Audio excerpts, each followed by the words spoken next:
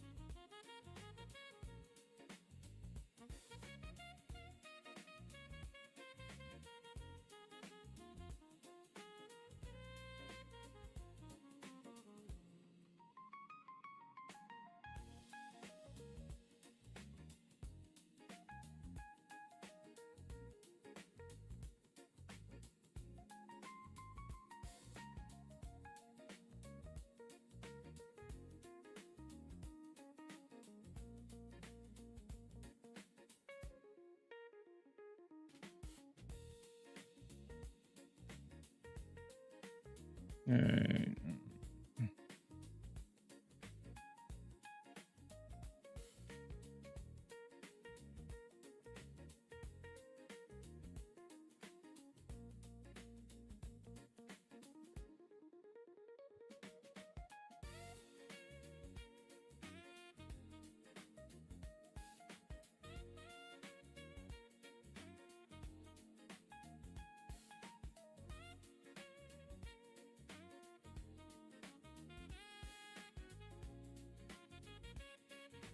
Okay. All right. Nasdaq. Well, we did have a winner last night. An entry at 215.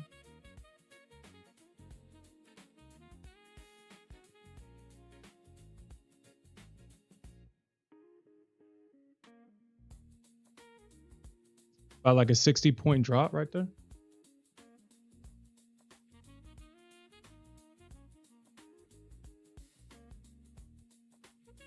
Yeah. About a 58-point drop.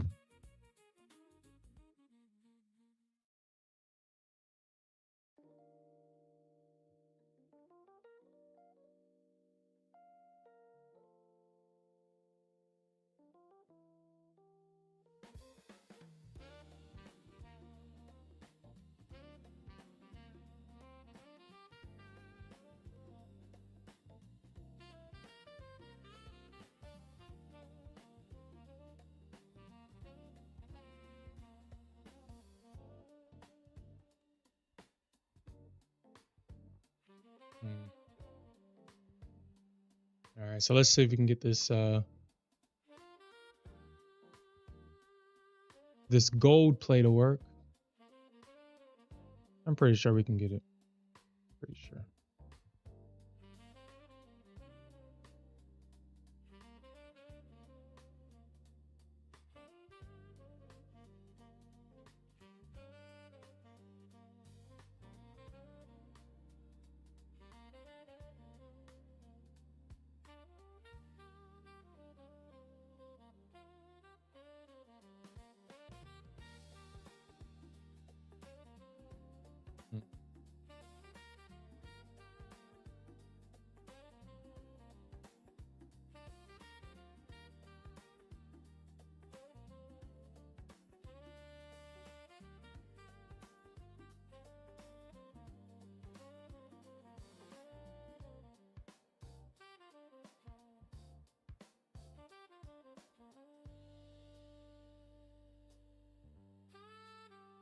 Hey, what's up?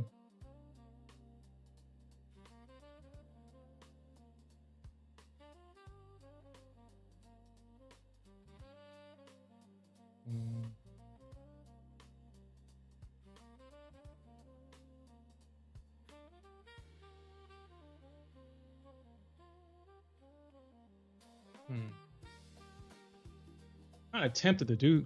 I'm kind of tempted.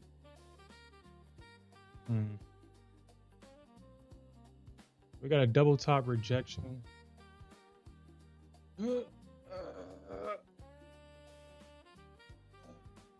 Double top rejection. We could see a bounce at 27. We could see a bounce at 27.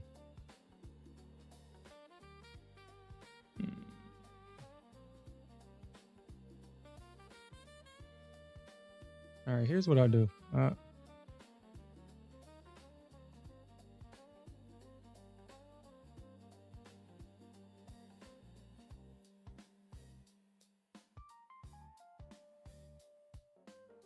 could see a bounce right here.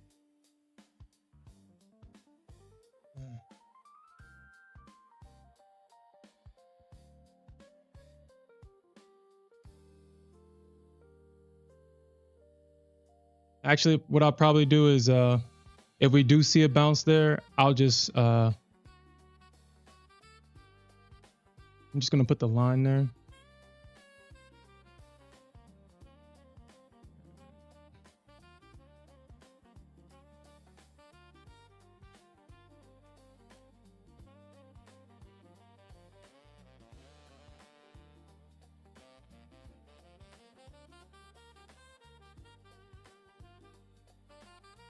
If we see the bounce, I'll just limit in.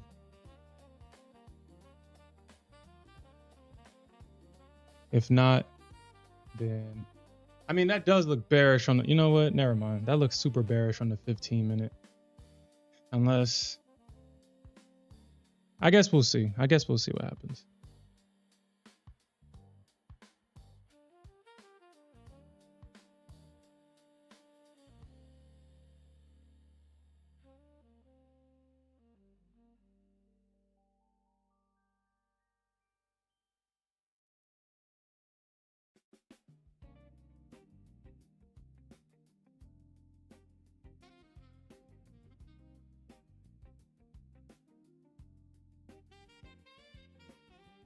Congratulations, Alfred. And good morning to everybody. I know you're gonna grow that account, Alfred.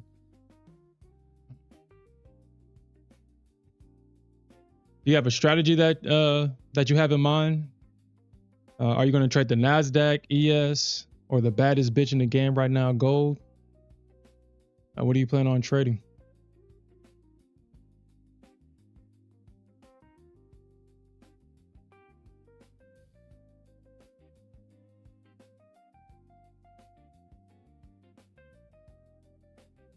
Hold up, why not the Nasdaq? Hold up, we gotta talk about this. Why not the Nasdaq?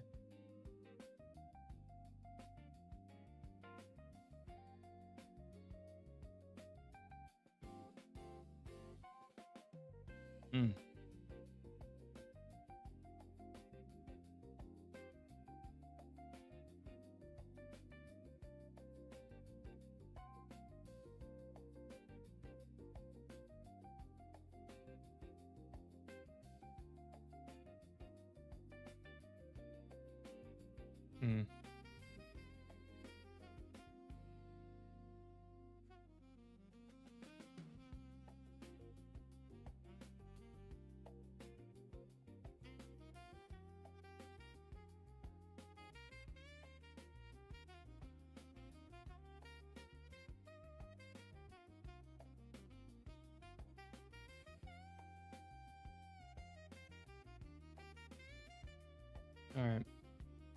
So I guess if I miss this trade, I miss this trade. I'm just gonna go with my original.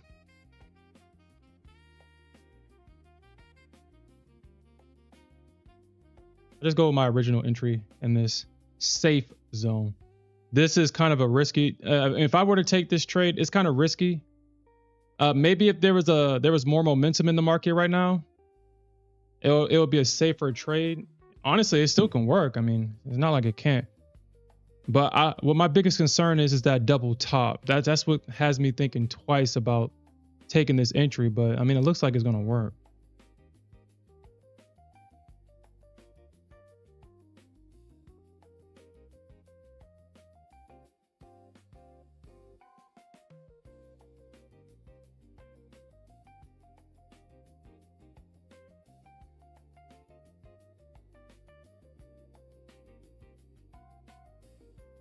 Man, what a drop on the Nasdaq. What a drop.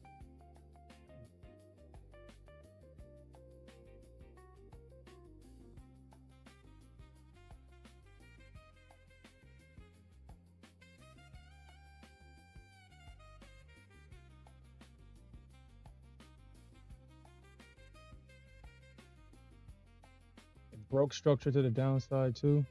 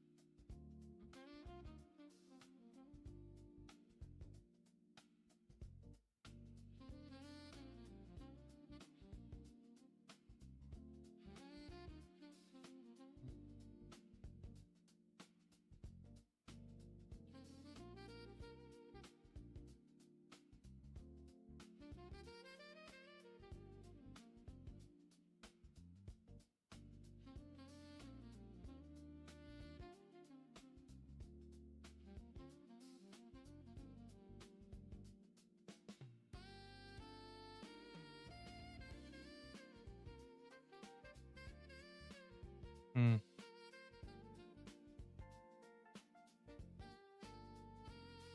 Hmm.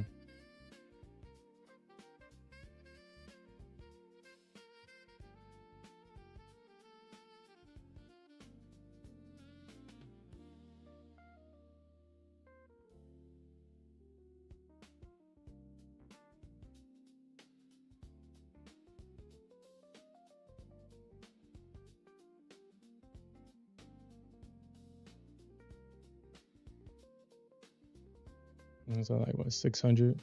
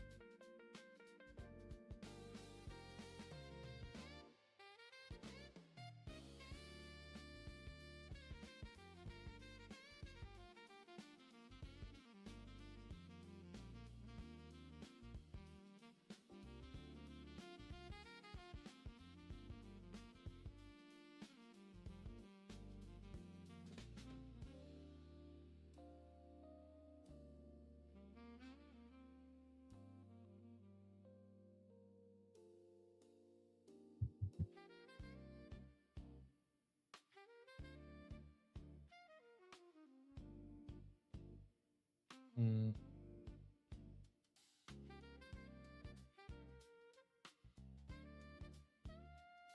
Dan, you already locked yourself out, investor Z? Ah, man. Hmm. I mean, no, I just had to remember. I mean, this was a good entry, but it looks like it could work. It looks like it could work, but mm, mm,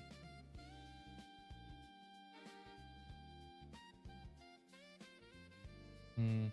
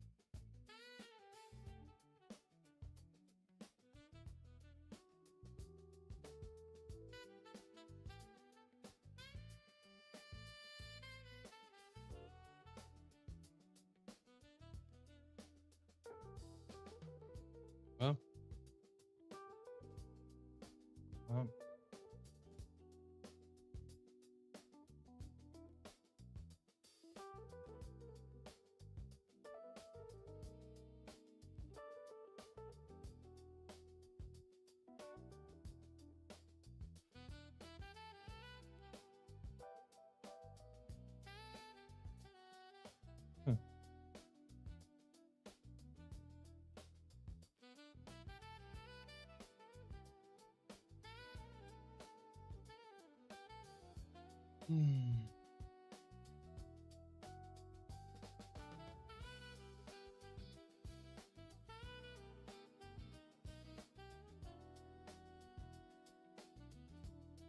So if I actually took this entry, if I trusted it anymore,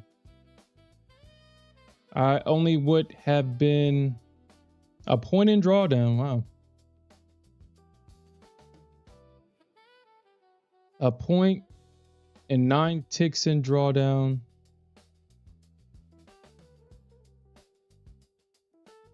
Hmm. 26.9. This would be 10 points up here. Or this would be 10 points right there.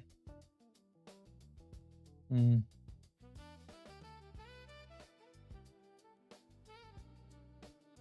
So Investor Z, I've heard a lot of negative things about Top One.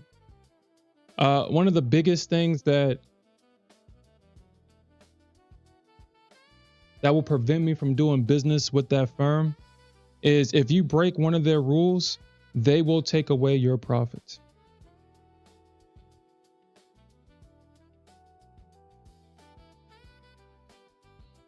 They will take away your profits.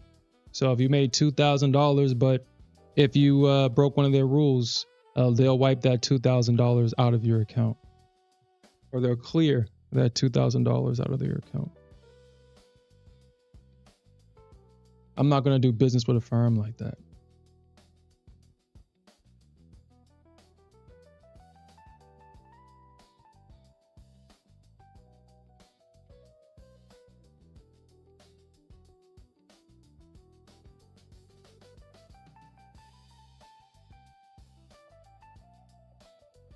Yeah. Apparently, or I guess I should use the word allegedly, right? I guess when they first came out, their payouts rules were too lenient, and it wasn't sustainable. So now, they're going the way of the you break a rule, we're denying payouts. And not only are we denying the payouts, we're taking your profits away. And so it's obviously psychological. It's purposely done to get the trader in a psychological, emotional state of duress, because they don't take away the profits when it happens. When they do the review for the payout, that's when they do it, or that's when they've done it. And just imagine getting denied the payout and then having those profits wiped away from your account. We already know what's going to happen after that. They know what's going to happen after that. They have the data. When businesses partake in practices like that, that's fine. It's your business. I just won't be doing business with you.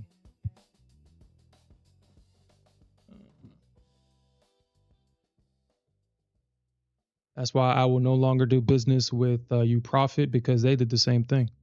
It was unsustainable. Their business model was unsustainable. So instead of just saying, you know what, we made a mistake, they made up new rules out of nowhere, and they canceled accounts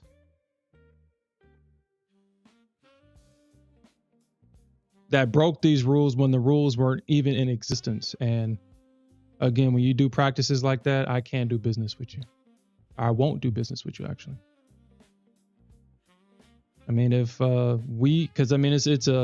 It's both sides. If I'm spending money with you, and then if I'm playing your game and I win, I deserve to get. I don't deserve to be cheated or having to think, oh, well, I get this because the house doesn't want to pay out. All right, so we're in this trade. I have no clue why the hell I don't have any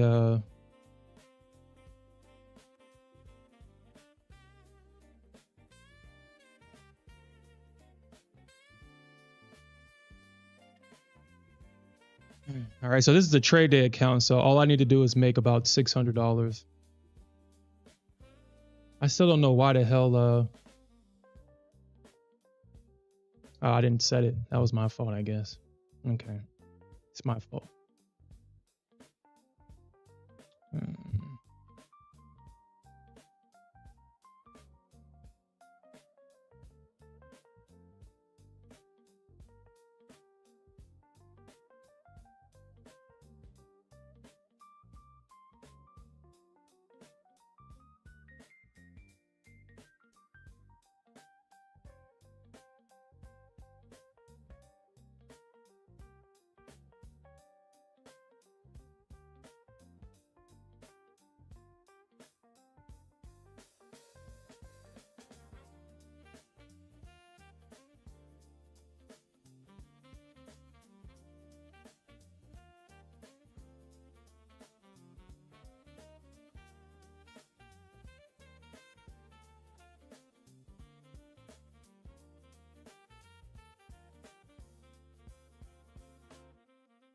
Nice one, Gold. Nice one.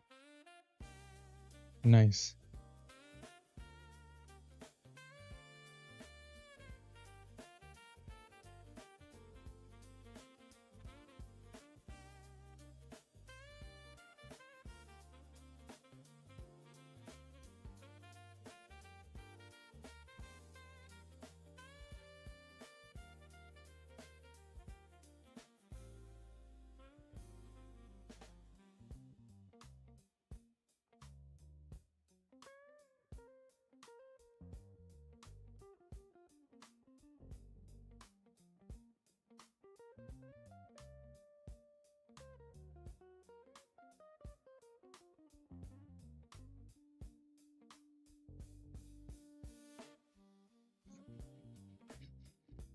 So we got five hits.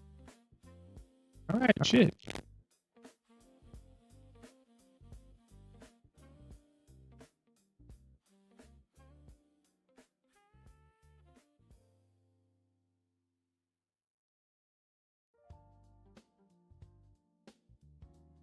Order filled. I was about to say, Gold. I was like, that's serious? Shit. All right.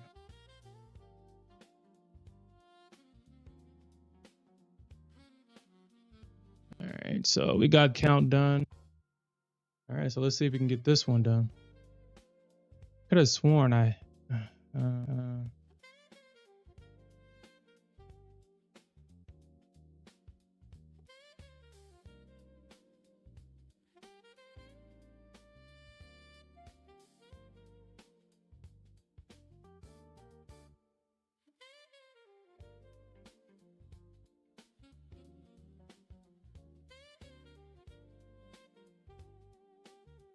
right.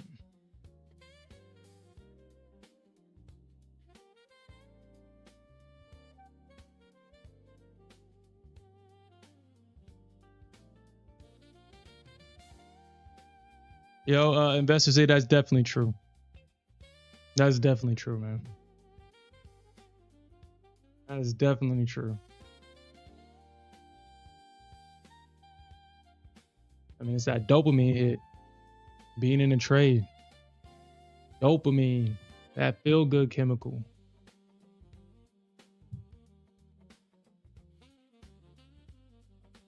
Or I guess I should say the reward chemical, I guess. Dopamine rewards behaviors, good or bad.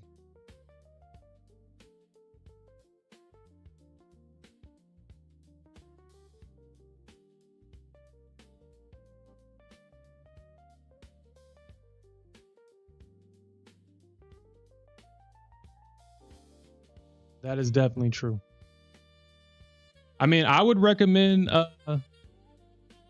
mean, if your prop firm account budget calls for it, I would call I guess what I would personally do is I would get accounts that I'm serious in, like these 50K accounts, get these base hits, lock them up, and get a bigger account that you can just play around in with a lot of room for error. Like if you haven't taken advantage of that what was it, like a 40% off coupon from Top Step? If you haven't taken advantage of that, I mean, I would. I did. I didn't intend to pass that account, which is crazy because I passed the account in 7 days and I didn't even intend to do it. I was just kind of playing around in that account. That makes me think about a lot of things, actually.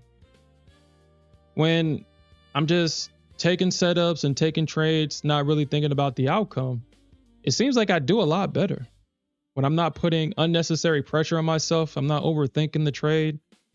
I'm just taking it. But the ones that, I kind of overthink, kind of plan for, it's like, it could do this, it could do that. And, I set my limit and I hope that it gets hit.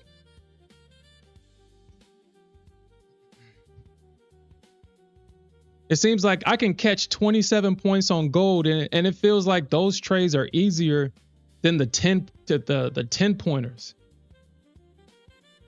Like the trade we took last night felt easier than this trade where all I'm looking for is 10 points. It's a base hit. I guess it's how I think about it. I mean, that's the difference.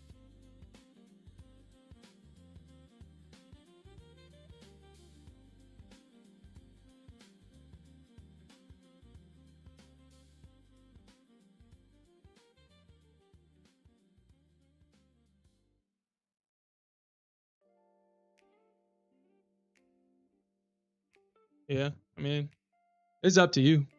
Honestly, I mean, I doubt Top Step will take away the activation fee. The only way they take away the activation fee if they see a decrease in their revenues. Order field. See, I knew it was going to do that.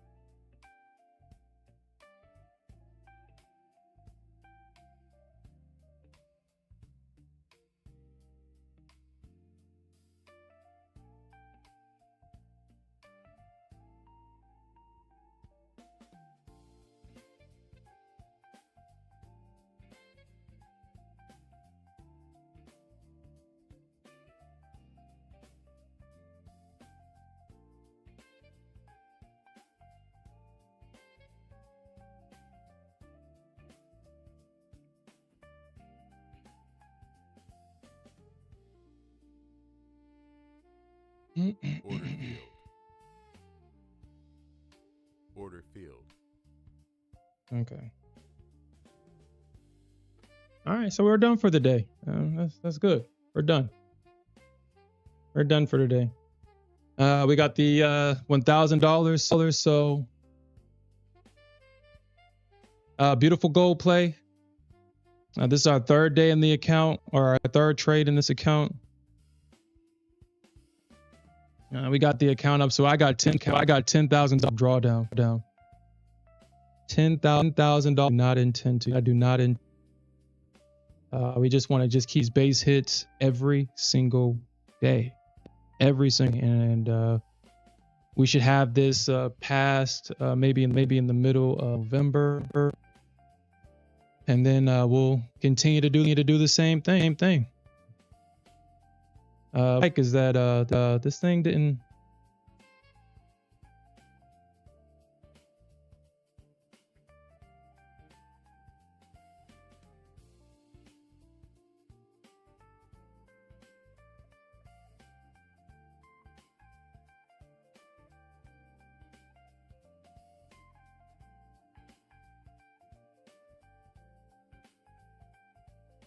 All right.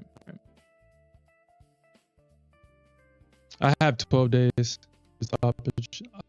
The cheapest option.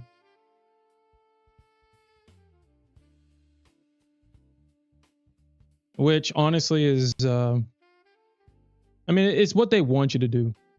But at the same time, is probably for the best. Because honestly, it doesn't really make sense. If you're not going to pass it in a week, it doesn't even make sense to do less than 12 days.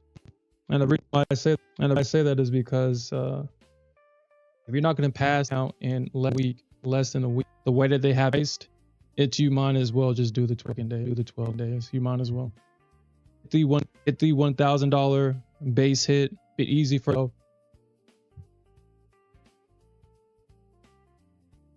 But that was a beautiful trade on gold. I mean, yeah, that was a beautiful trade on gold. Full trade. I think we got a sniper actually. That's why I really enjoy trading gold. Once the support instance areas are mapped out, and then the software kind of shows you like the pivot points and stuff like that. If you just follow the rules on gold, you can get really. Now, I just took 3 losses on freaking Nasdaq, man. If this is a loss, this is like my 3rd loss on Nasdaq.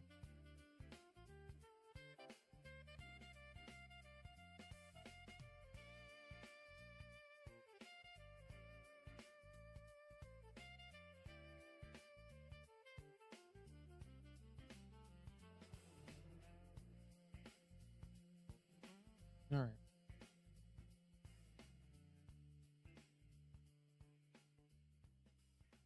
$137, $176. If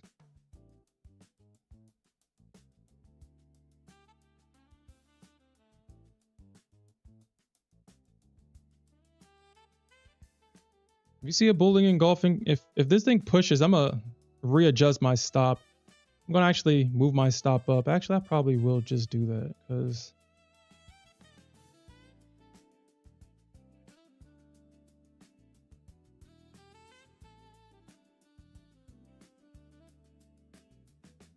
okay. All right. Well, I like that. I like that.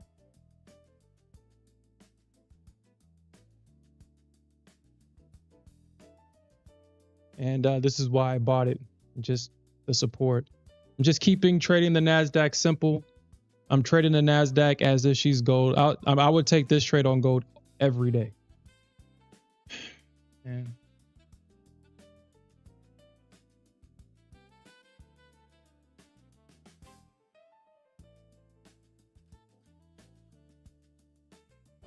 so I mean, let's see if we can get a pop.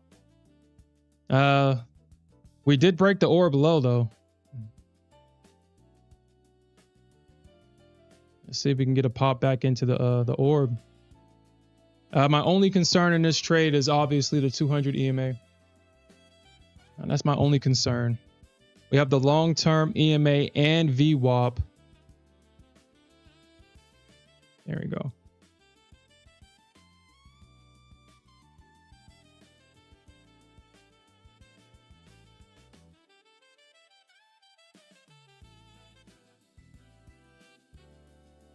Okay, well then don't work. Shit.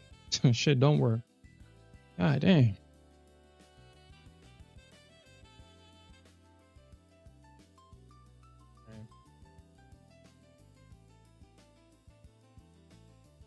Hey, what's up, Moxie? What's up?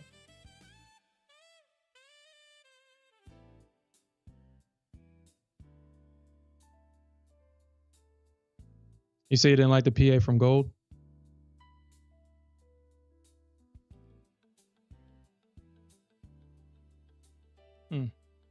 Well, what didn't you like about it? I will say that the biggest challenge when trading gold for Nasdaq traders is just the adjustment. It's the adjustment.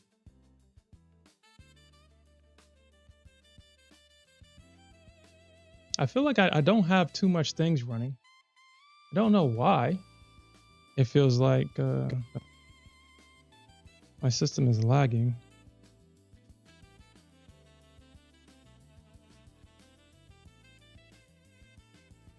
It's the adjustment. As we talked about in last night's stream, Gold doesn't do the things that Nasdaq does. And if you're a Nasdaq trader and you become accustomed to the breaking through support and resistance, I think that's the biggest difference, or that's the biggest obstacle that Nasdaq traders have when it comes to making that transition to gold. She doesn't shoot through support, like kind of like in this situation right here. You see how she broke through support and it looked like she was going to go down, and then she pops right back up. This is a type of manipulative mind games that Nasdaq traders have to adjust to, become accustomed to. And if you trade Nasdaq, it becomes still. That's why when I first went over to gold, if it wasn't for me trading CL, I probably would have quit trading gold a long time ago, because I wouldn't have had anything else to fall back onto. I would have just traded gold like she's in the Nasdaq, because that's all I had.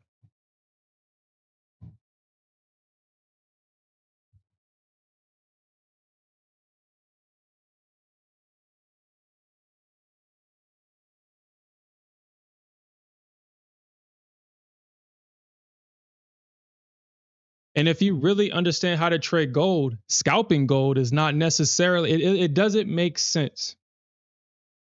It's just one of those things where it's like, if you understand how to really trade gold, scalping does not make sense. And here's why. Because you can make way more money by holding a heavy position till target, like scalping 2 to 5 points on gold with heavy size is wasting the potential profitability on gold. Like, let's just say that everybody got into the entry that we got into this morning. From our entry, our entry was like what, 20? It was like what, 30? Where was that entry at? I could have was like, let me see. Look at the trades, because I could have sworn I got like 20 or something like that. Trades. So we got into gold at, our entry was at 30 or 21.9.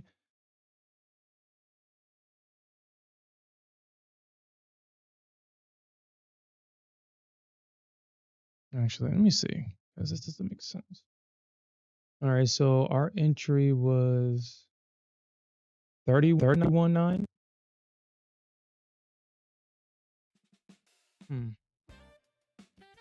Oh, okay. Hold on, did gold ever? Hold on, did gold reach that? Oh, okay, I'm looking at the wrong. So I was like, dude, hold on, where am I at?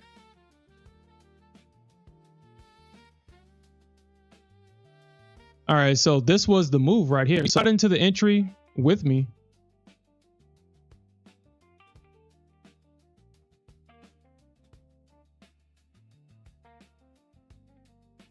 So our entry was at 31.9. The move pushed all the way to what, like 40?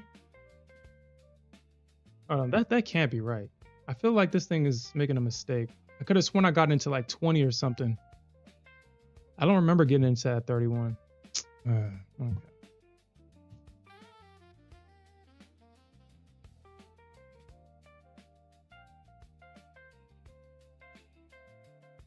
It must be all the freaking, it must be the Nasdaq. It has to be the Nasdaq.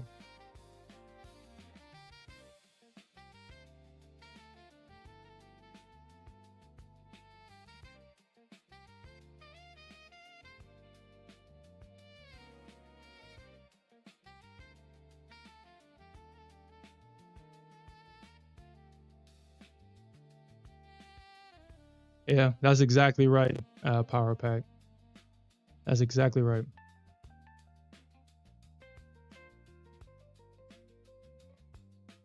It's the manipulation part.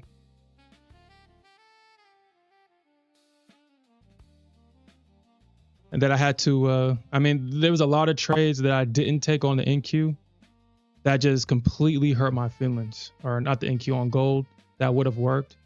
And it just completely hurt my feelings. And it got to the point to where it was like, you know what?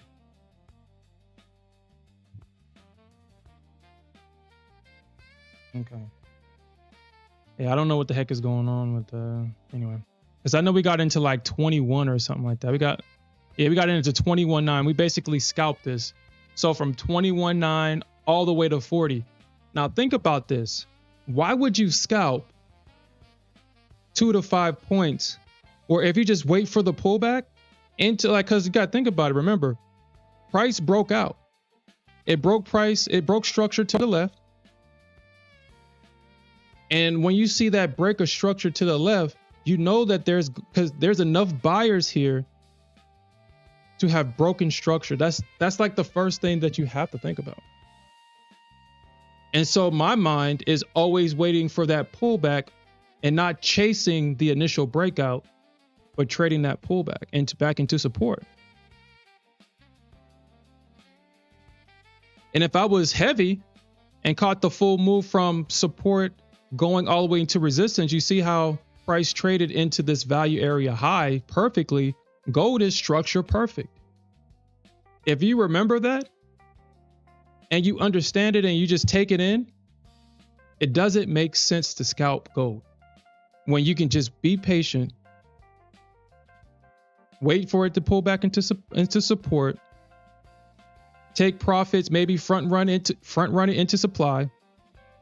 It was 20 points on one contract. That's 2K. On two contracts, that's 4K. Go on and on and on and on and on with gold. It just doesn't make sense to scalp gold. That's the point I want to make. And then it's probably going to go higher. This is probably a small move right here. It's going to probably go higher, but at the same time, I guess it could go lower. I mean, you got a perfect double top rejection at 48. And again, that was also about like a 20-point move right there. There's so many making opportunities on gold. If you just take the time to understand price action and the liquidity sweeps and all that other stuff, double top retest and all that, you can make a lot of money with gold. Instead of having to deal with manipulation, the fake outs, the chop. I mean, it's not slander. It's just, I just know that if I was in a personal account just like Alfred, I wouldn't trade the Nasdaq. I only trade the Nasdaq because it's a prop account. I mean, the worst thing that can happen is that I blow the account. I mean, that's the worst thing. I'm not going to be $20,000 in debt or anything like that unless I buy $20,000 of prop firms at one time, which is highly unlikely. I have a budget of $500 to $600 per month. So maybe over the years, over the entire year, I've spent. Actually, let's do the math. I would even, because there's some I go super tilt and I'll spend $1,000.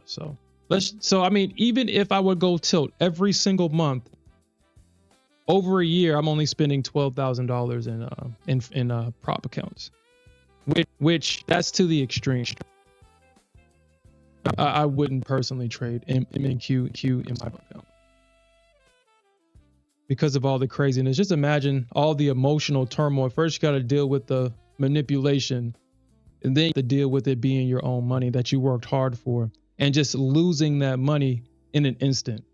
That's just too much to bear. I'm just here to make money.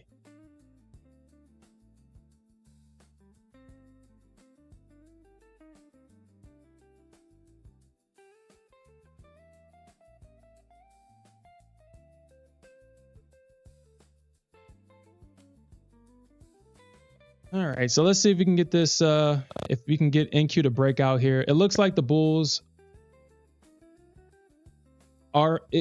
looks like they are holding the bottom of this range. It looks like they could break out at any point. We'll see if they do, though. We'll see if they do.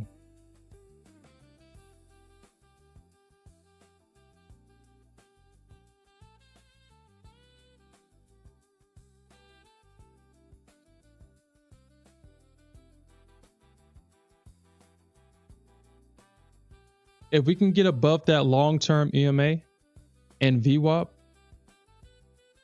we have all that to the upside.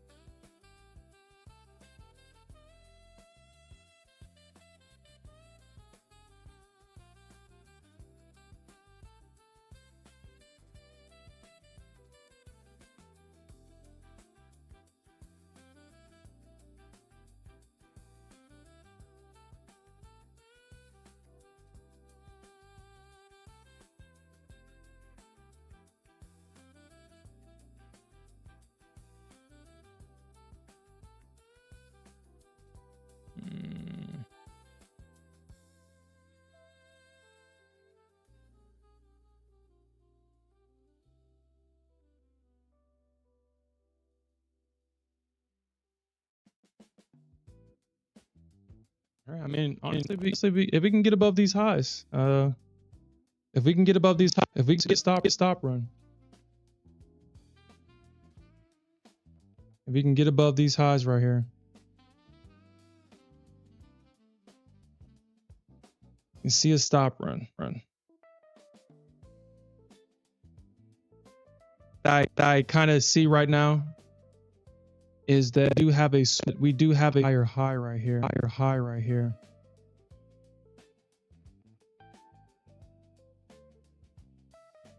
So that just tells me that bears failed to take out that low right there. And usually when I see a higher low, that just tells me that means I need to kind of get out of this position, or getting out, or accept that it's going to be a losing trade.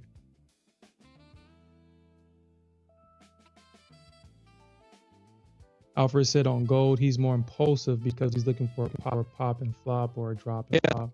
Yeah, that's NQ tendency. I know exactly what you're talking about. Yep. That's just years of trading. Gold will chop you up if you do that though. I lost an account. First started trading gold like that in a small little range, because I'm thinking, okay, I'll get in a drop and I'm gonna make my. What gold likes is kind of like what the Nasdaq is doing right now, a direction and pop right back up. You got to remember liquidity, commodity. But then when it goes, it goes. And if you trade that way,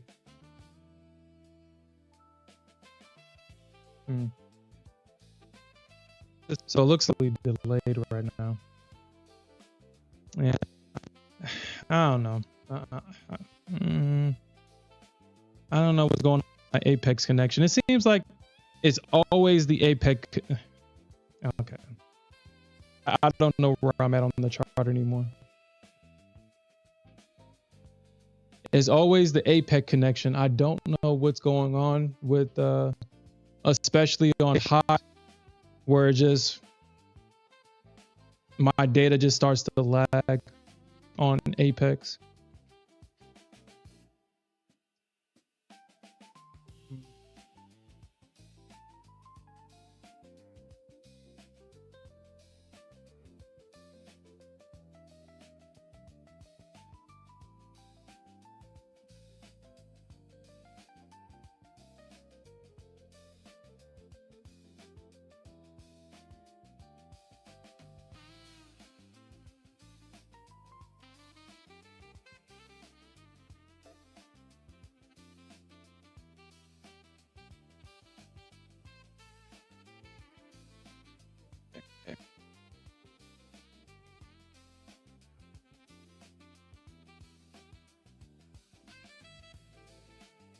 Okay, well,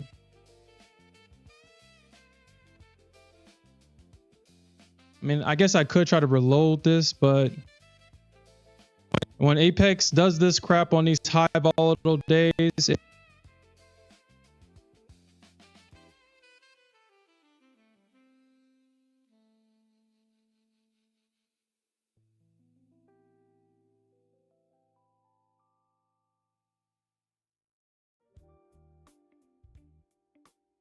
I feel like today is not even hot. I only got 600,000 contracts trade on the MNQ right now.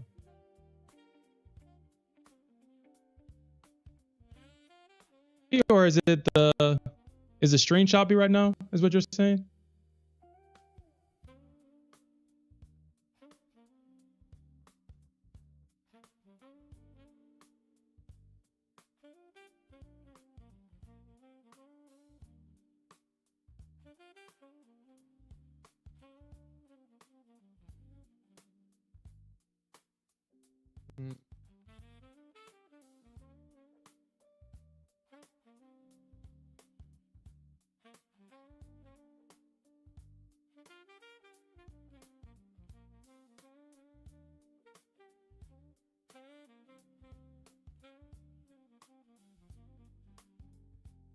Yeah, I guess this is me then.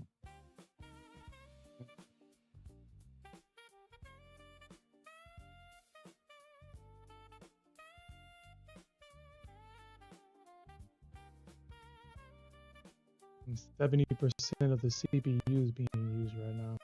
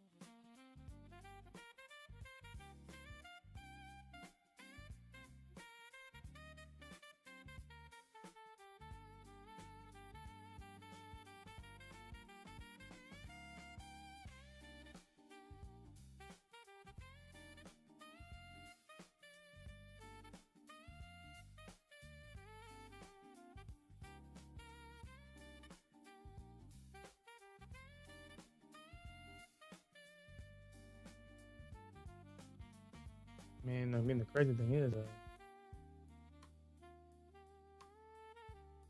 unless it's a, I guess maybe. I mean, I feel like it shouldn't do that. But maybe it is.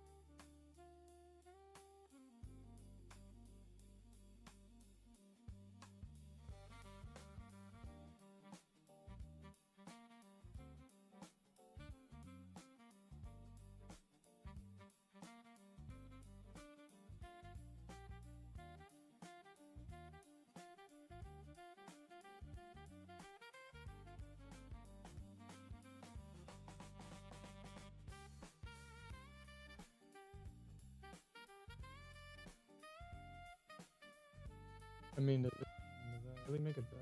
Really make it bad? I mean, I feel like it shouldn't. But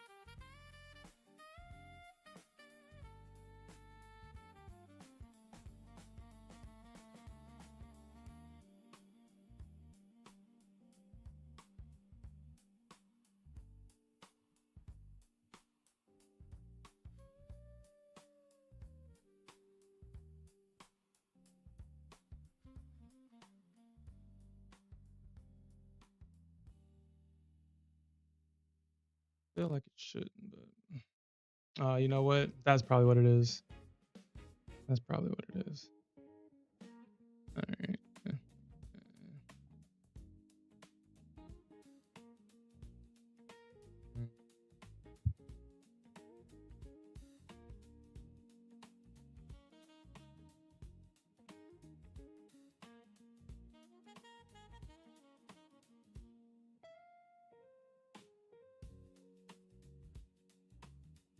I do got all these connections on, and they're pulling data. Maybe that should.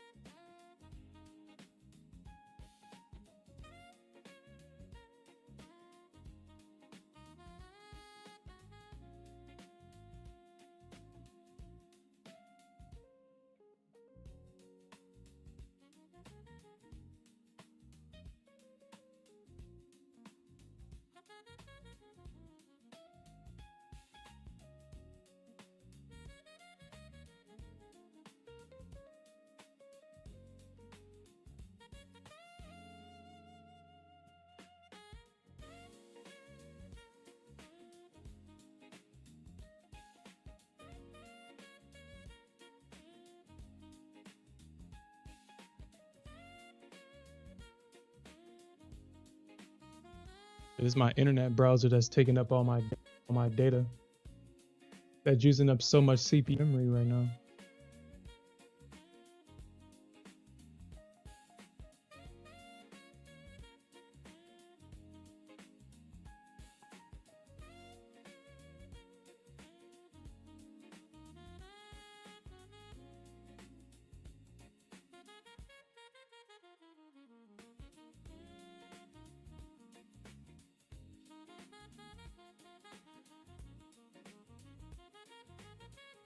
I guess sensing is pulling from it from different data sources. It's probably a lot of CPU users.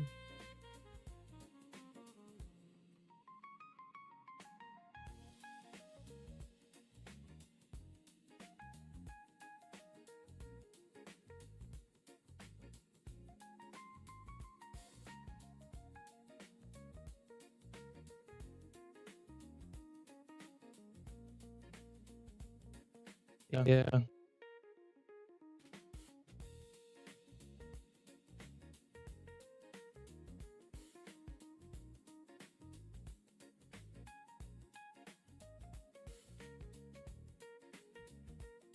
They don't just have like a sign out button either.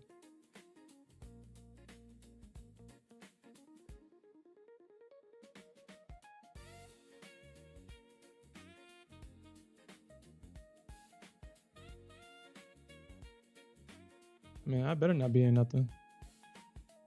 I know, cancel all. Okay. Let's log myself out of the account.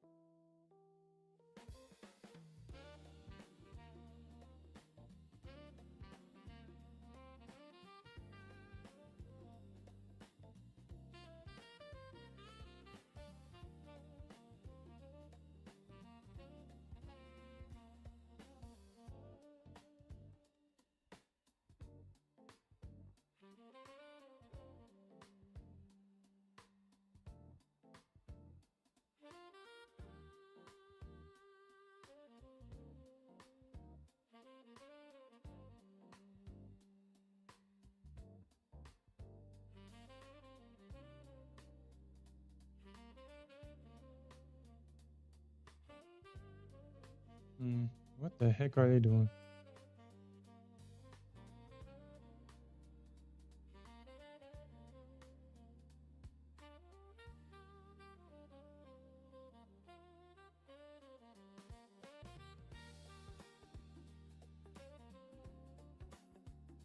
I just realized that the futures desk use a passwordless.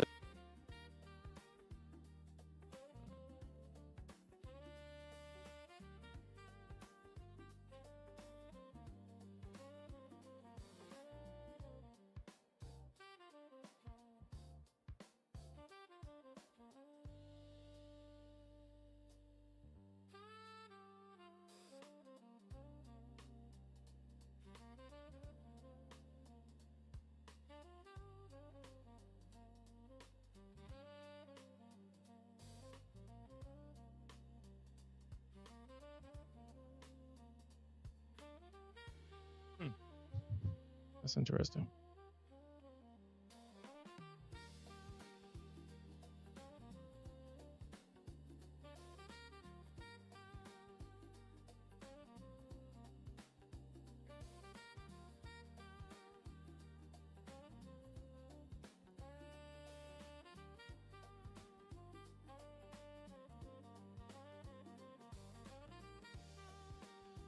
All right, so it seems like the futures desk is complicated, dude.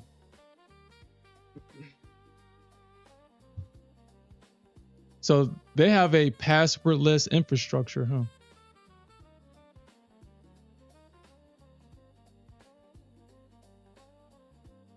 So I guess I can't really sign out of this one.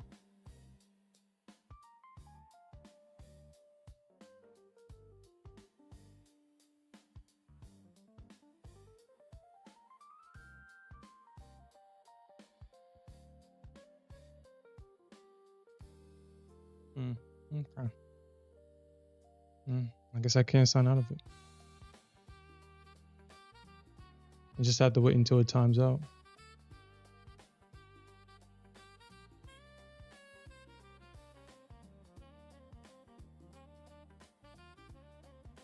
Okay. All right. Well, let's get back to making this money. So, I mean, if you're in this with me, you're up 50 points. I'm going for my target. There's a lot of room. There's a lot of room. I mean, we have all this room right here.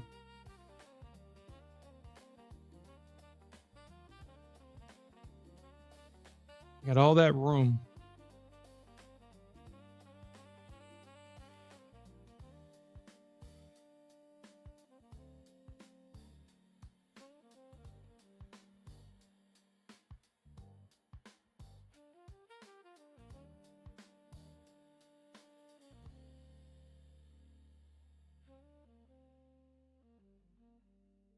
So you caught 8 points off that gold short. Yo, congratulations, Power. That's pretty good on gold, man. If you're familiar with trading the ES, I always say that gold trades like the ES and moves like the Nasdaq. 8 to 10 points on the ES is a great trade. It's the same thing for gold. A nice base hit, especially if you're trading one mini. I mean, that's $800 for 8 points if you're trading one mini.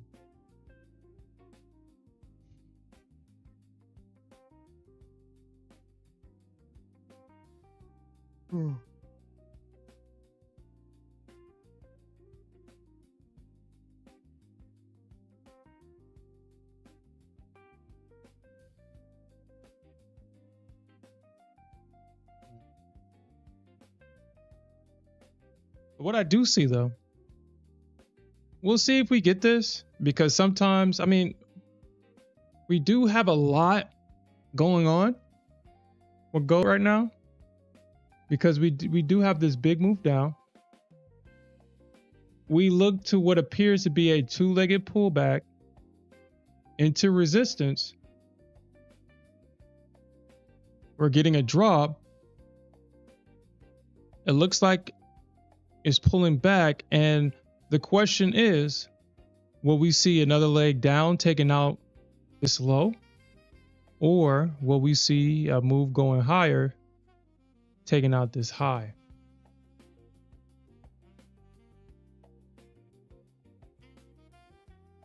What ABCD pattern will gold make is the question.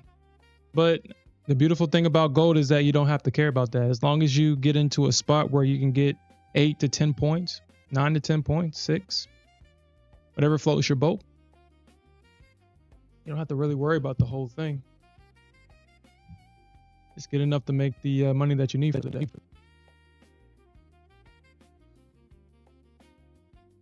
All right, so let's see if the Nasdaq is going to be nasty to me today.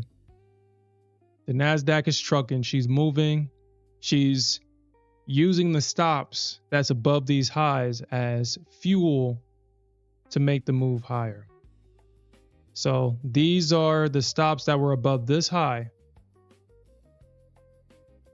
The shorts the shorts are getting stopped out above this high. So let's see if we can get at least a retest of that orb high. Let's see. We could see a pullback into this area, especially if we have stubborn bears, if we know how stubborn bears get. We know how stubborn they get. Because you got to be stubborn in this market. We'll see if we can get something where now, since the bears are getting stopped out, tells us that, okay, the market wants to go higher. And we know that it's highly likely that the bears that were short at this area is going to try to take profits at break even, which turns the sellers into buyers, which this could be a good break and retest trade. But we'll see. I mean, overall, the momentum is bearish today. So we'll see.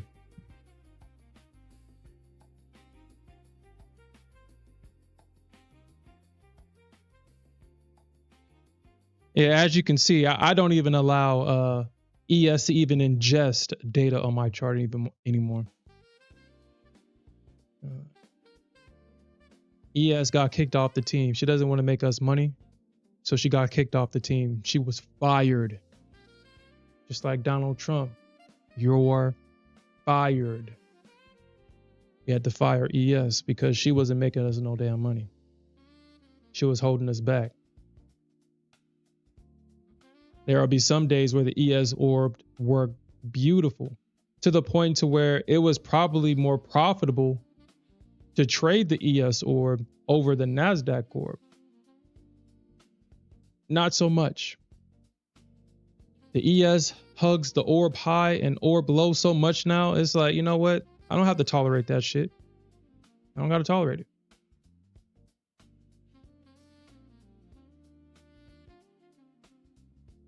I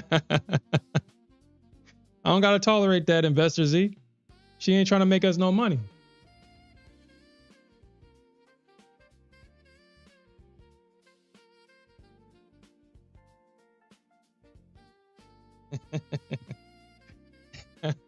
I am mad about that. That's exactly what I'm mad about. Like, who the hell she thinks she is, not taking them teeth out for your boy?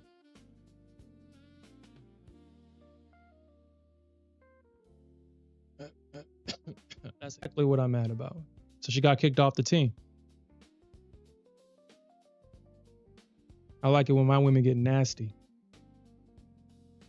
I like that. That's what I like. Hit them targets and make us some money. Show us that you're a part of the team. I like that.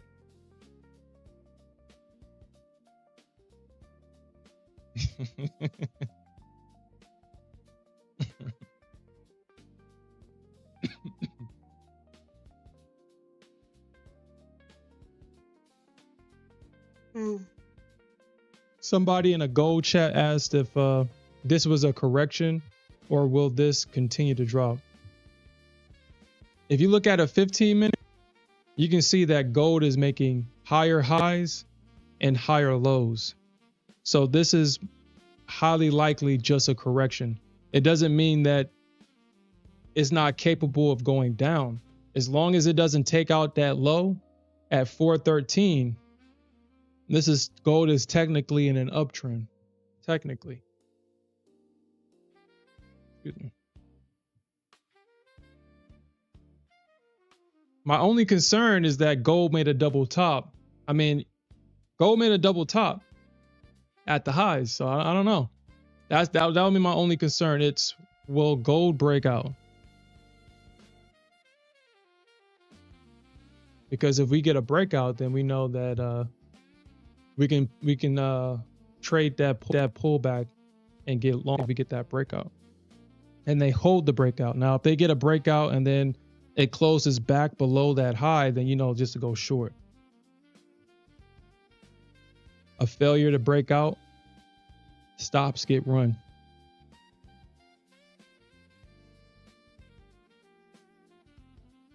All right, so we're less than what? 13 points away from gold. Less than 10. Nasdaq. You can do it. We can do it, Nasdaq. We don't need a pullback.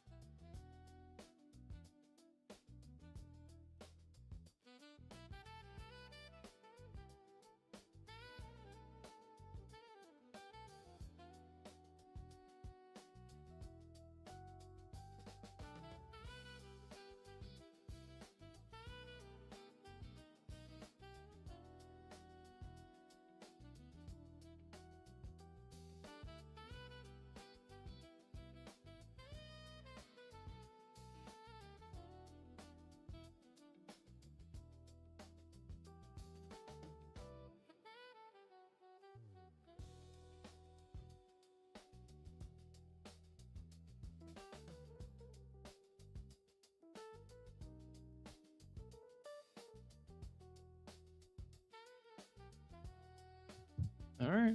We're almost there. We're almost there.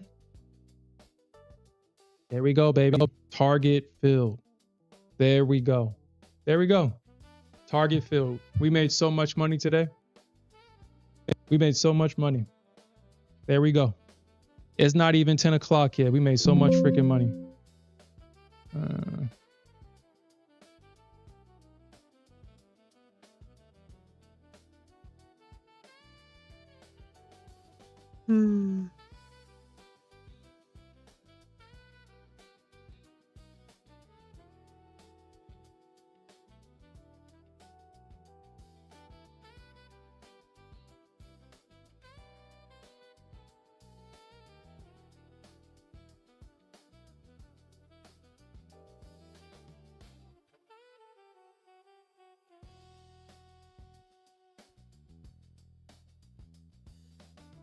I was wondering why.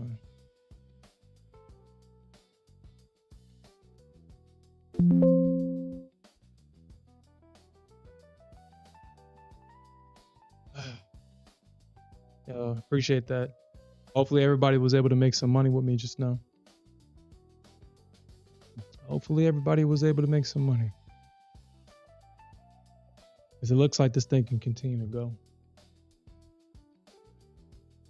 And technically, we got to think about whenever the Nasdaq pulls back, this will be an area of interest right here, probably the or below, because we got a breakout right here.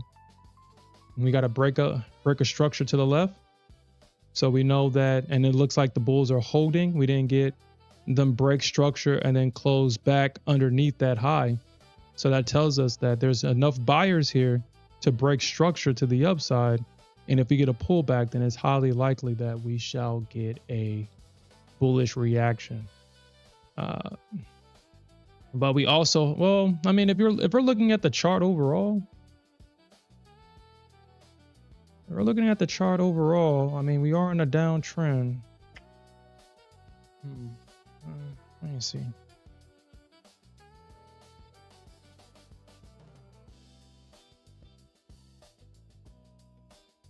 I mean, well, never mind. When you look at it like that, no, we're not. All right, so let's look at a 5,000 tick chart, and let's look at that. All right, so yeah, I mean, we're in a downtrend. We're making lower lows. We're making lower highs. You know, technically, there is a where's it at? It should be in my favorites. Yeah, right there. Technically, since you got that lower high right there, we'll see if the bears actually reject at that level. So what is it, like 240 or something like that?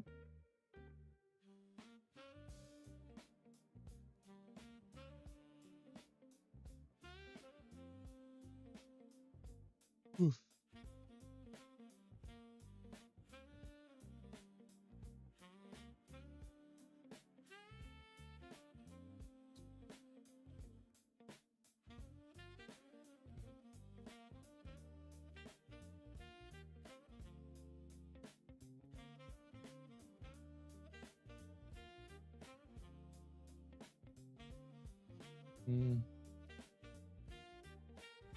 If we do see price begin to because I'm looking at let's look at the 2000 tick chart. Maybe we can see it a little bit better. We do have that range right here. That's kind of what I was paying attention to with that with our last trade. Is that range right there? I gotta remember that. Actually, I don't got a rectangle in my favorites. I don't got a rectangle, the range in the favorites. What? Anyway, we got this range right here.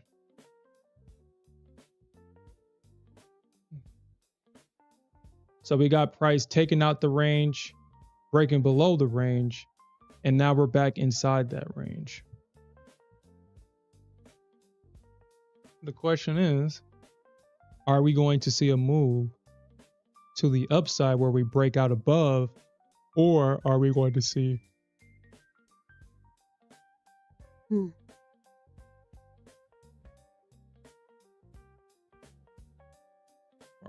price kind of take it out?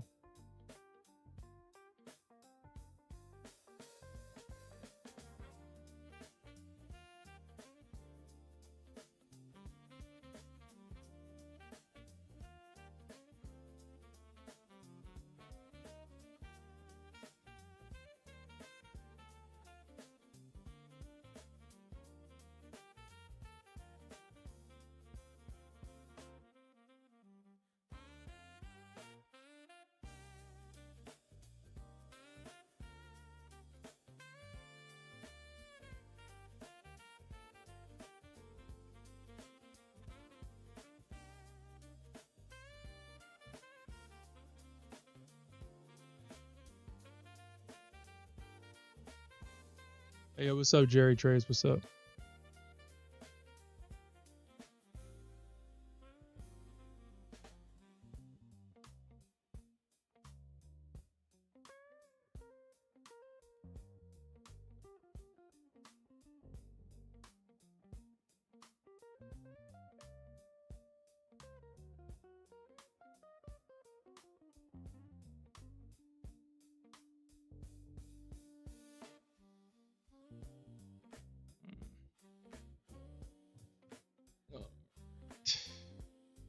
Hmm.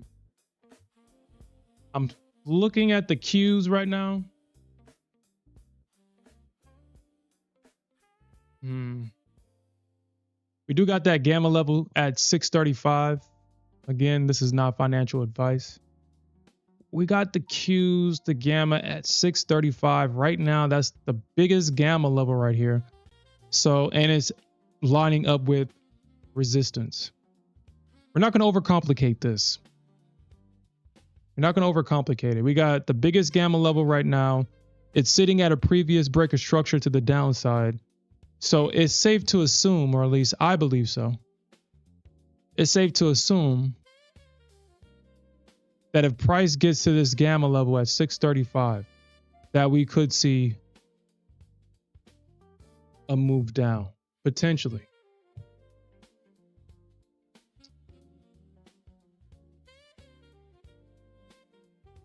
Because overall, like I said, we're still in an overall downtrend from the highs.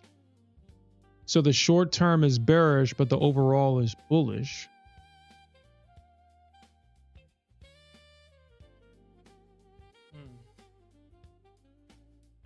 It's the last day of the month.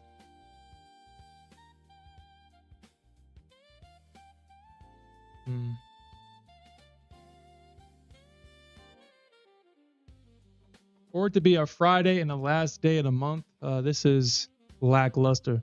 I wonder if we're going to get a tweet later on today.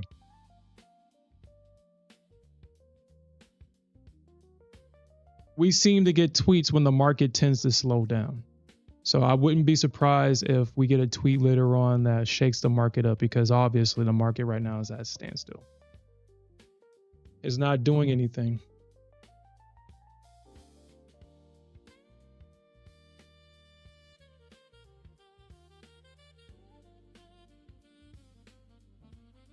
Looks like we're getting some movement in gold.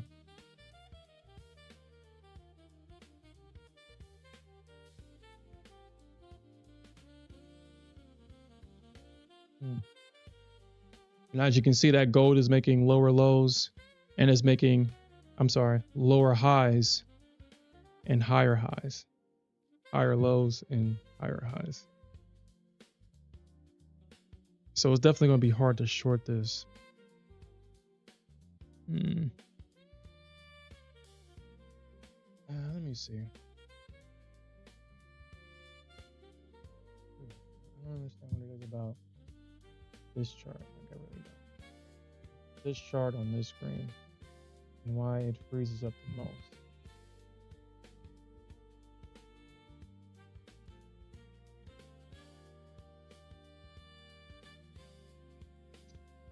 I think the market on gold, I think they're trying to take out that low at 409. I think that's the bear's current objective, is to take that low out.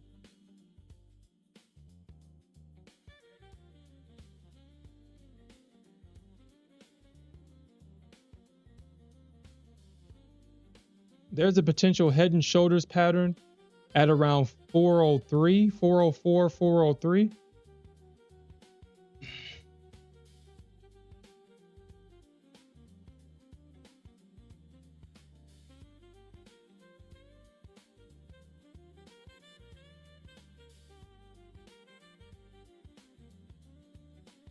Kind of right there.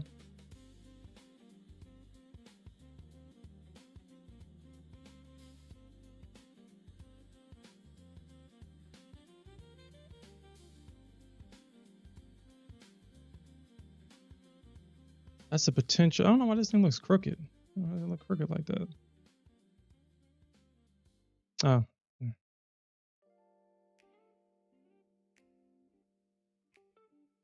my fault. So we got that left shoulder. We got the liquidity sweep. I think the market potentially wants to come back down here. We got the 200 EMA down here as well. So if I missed all of this price action, I would probably leave it. This is not a financial advice. But if it was me, I would probably leave a limit down here. It's obviously established support. You got the 200 EMA down here right now. I would leave a limit right here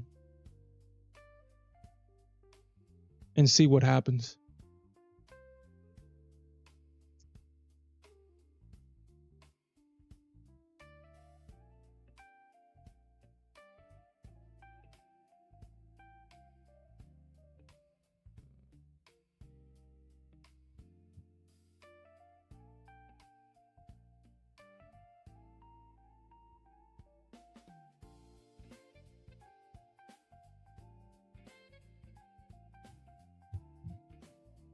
Smith might as well just get in the chat. I think Smith is probably in his bed or something right now. She's just get in the chat.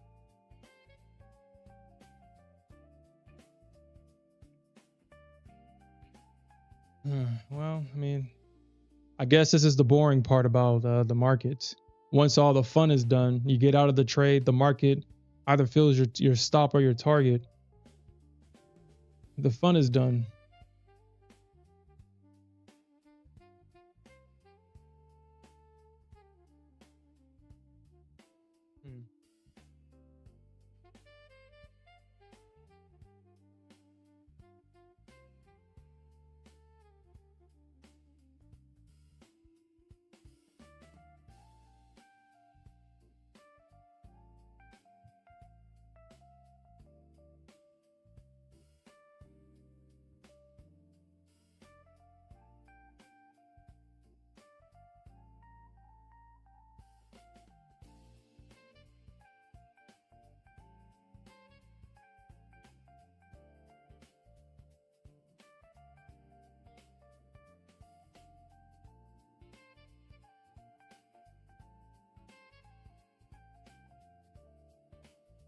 All right, my bad. I didn't see that, Investor Z. You said if you think that if the Nasdaq gets over 150, we could see a continuation.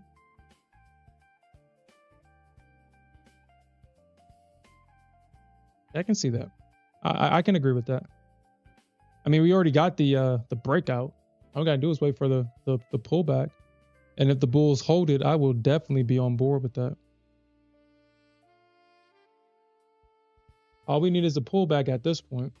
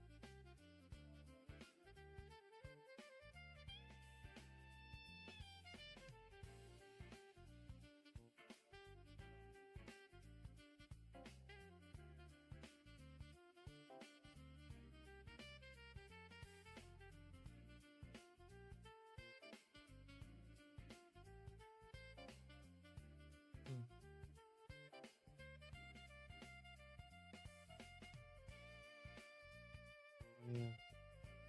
You already used the existing infrastructure already.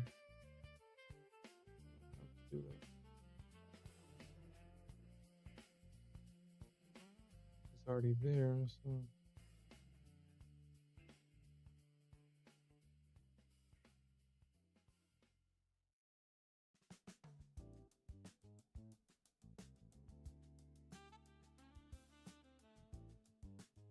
Hmm.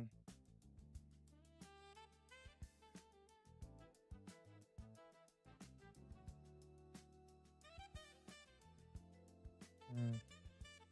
Hey, yo, what's up, Santiago? How's your training going this morning? Hmm.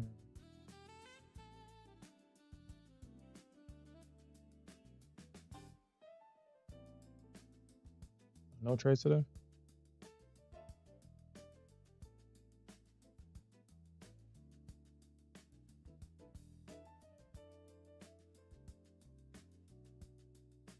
Are you still using your gone box strategy? Not using the 50? The 50.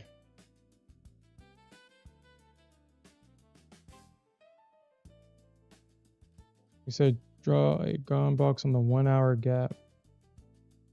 Oh, my bad. Freaking daily chart. The 1 hour gap. Okay. So you said draw a gone box. So just the gap itself. So from 249, or I'm sorry, 497.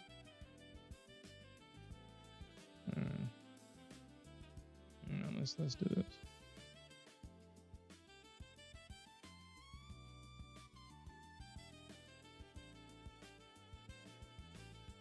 This is what makes the.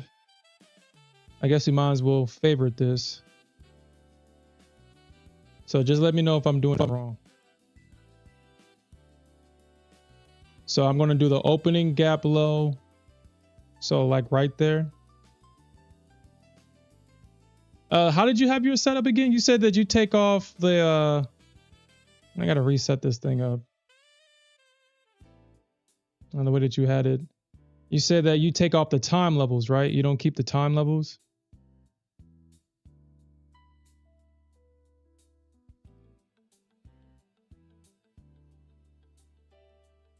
Yeah, please, thanks. Or maybe I can just find it because I think you posted it before. But if not, then yeah, that's fine. You can post it.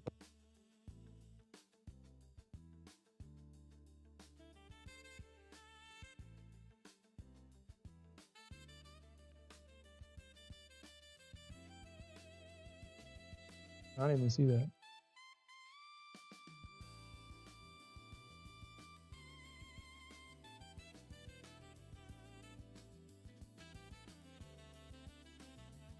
All right, I think I found one.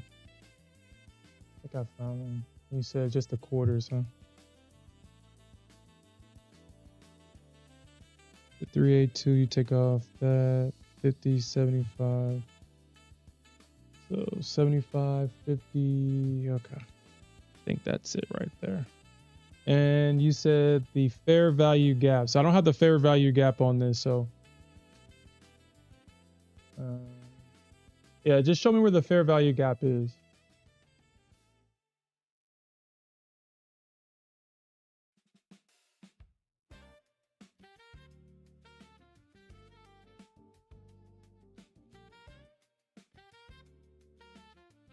Well, if I remember fair. Okay. Thank you. I appreciate that.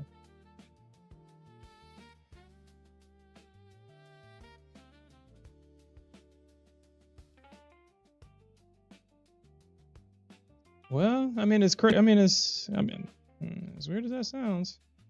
I mean, this little gap right here, using the gone box as the fair value gap right there, and price breaks out, and it pulled back to the 50 and bounced. Oh, that gap? Okay. All right. Well, I mean, I think we did take this trade today. Yeah, we took it. We just didn't take it at the. Yeah, we took this trade today. Interesting.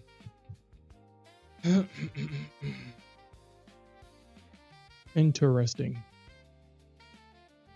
Interesting.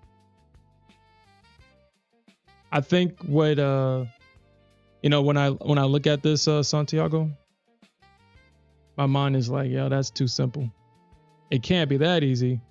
And here it is being just that simple. We just use the gone box as a fair value gap, and it pulls clean to the 50 and bounces. Oh my God.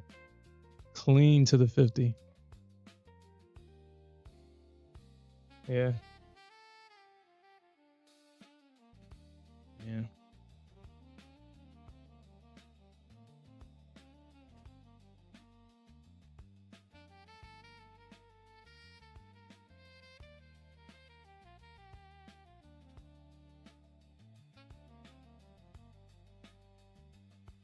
I mean, here's the range, the manipulation. It came back to the 75%. If you got in at the 50, at the 35, for whatever reason, it ran the stop. It ran the stops at the 50 because you can see that. I mean, they tried to sell it there.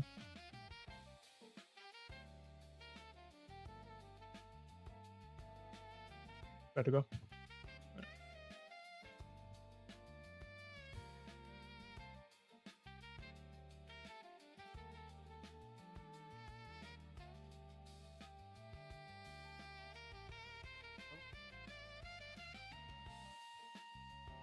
That's what happens.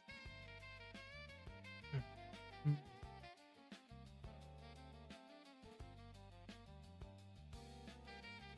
says draw it wider.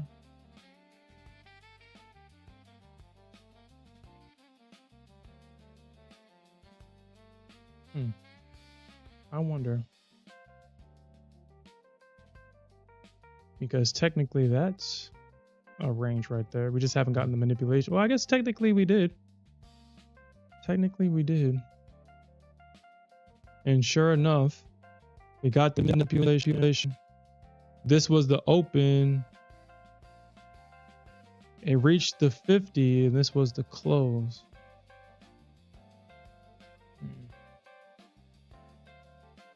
That's the open. That was the close.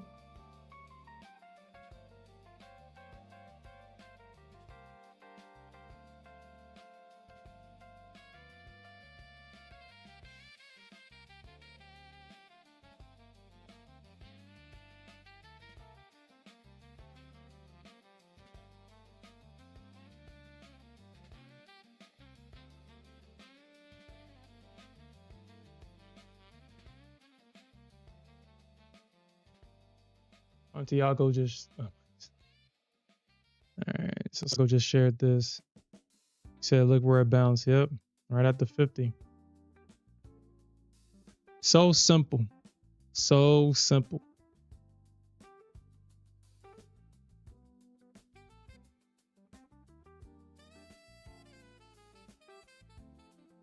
Thanks for sharing that, Santiago.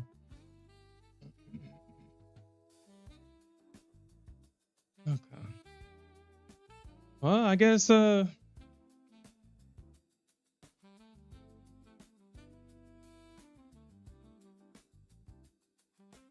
guess we got all the excitement out of the market today. I guess Santiago,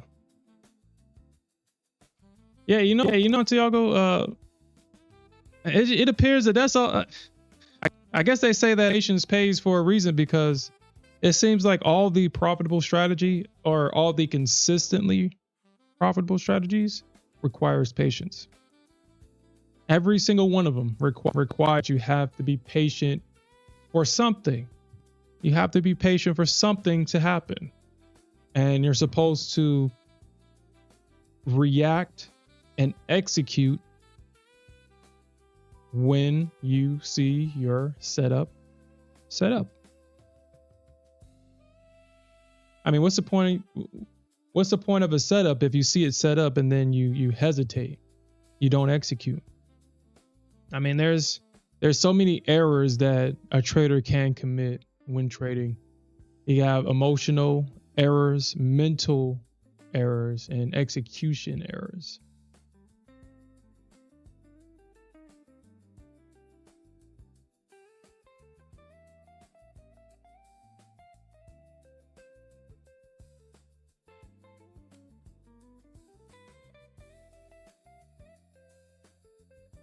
You missed 2 to 3K to make 10. Yeah.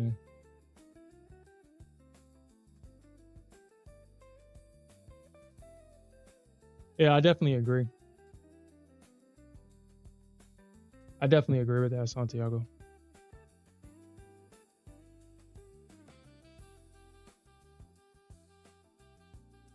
$107, $130.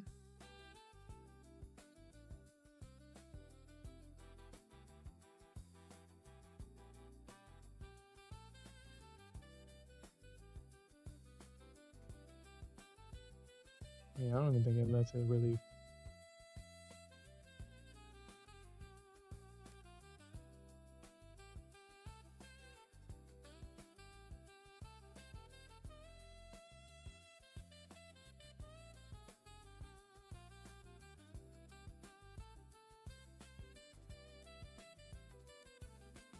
Hmm.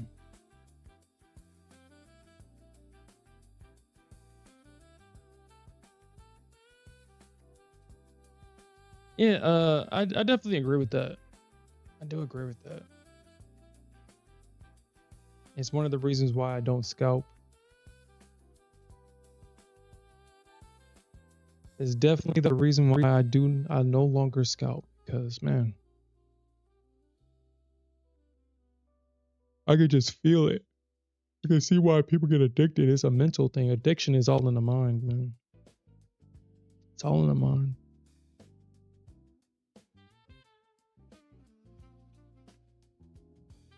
You're just addicted to that reward chemical. That's why dopamine is a behavioral chemical. It instills behavior.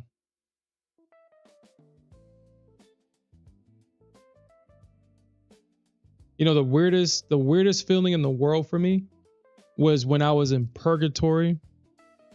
And what I mean by that is when I'm trading on tilt, but I'm not emotionally, I'm trading on tilt off of habit, not necessarily that I'm actually angry. It's just something that I normally do if things don't go my way. And I'm referring to when I first started to notice myself, or I noticed the steps, the ingredients, the recipe. When I go, and I would just observe myself just doing these things, and I would ask myself afterwards, it's like, honestly, it wasn't that big of a deal. Why did I do that? It was just an instilled habit. I just did it based off of the habit.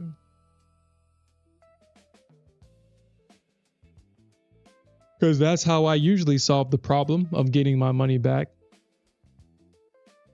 It works sometimes. I guess that's all it needs. I mean, as long as it works, there's a chance for it to work now. And I guess whatever system has recognized that trading that way brings me back to at least break even, if not a little bit of profit. But then, I mean, I've already said that sometimes I'll just overtrade just to show the market who's boss, get a couple of licks in, even in situations where it doesn't make sense.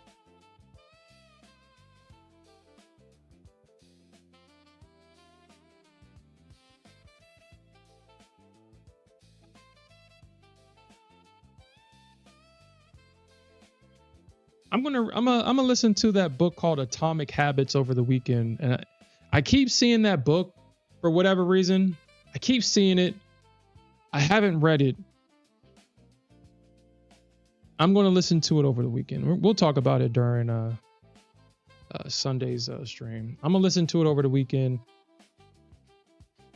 and see if I can kind of extract some value from that book, because it just seems like everybody is recommending that book. I keep seeing it. I just don't take the time to listen to it because I'm listening to other things.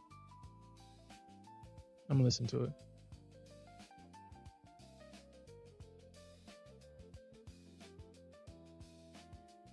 Alfred said he's had enough. Alfred said he's had enough. I mean, that's how it feels, man.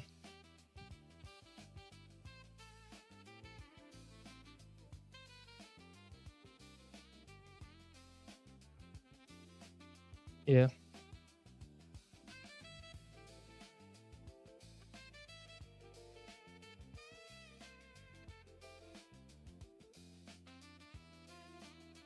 Hey, Santiago, I don't think YouTube allows you to put links in the chat. Give me the title. I mean, if it's a YouTube video, give me the. You can just post it in the Discord. It's not gonna allow you to post it in the chat.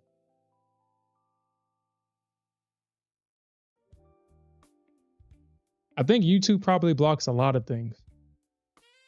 I mean, it makes sense because they're just if streamers or some, you know, people are streaming, they want people to feel safe and confident when streaming.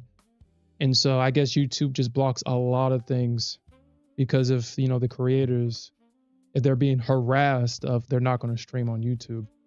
So it makes sense that they block a lot of stuff.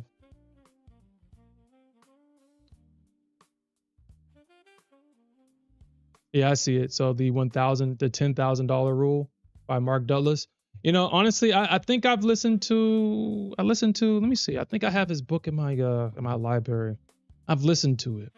I think I fell asleep on it too. Like, I mean, what I mean by that is that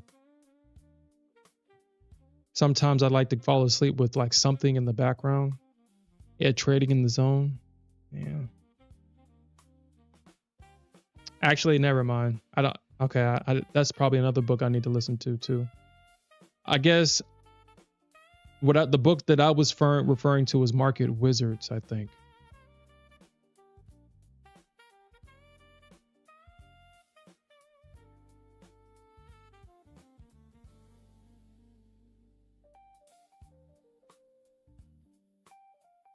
Yeah, I think I was referring to Market Wizards. Market Wizards is decent. I mean, it's not, I feel like it just kind of just opens your eyes to just there's so many different styles of trading. You can be profitable with anything in this market. That's what makes this market a beautiful place. We can all have different opinions and we can still all make money.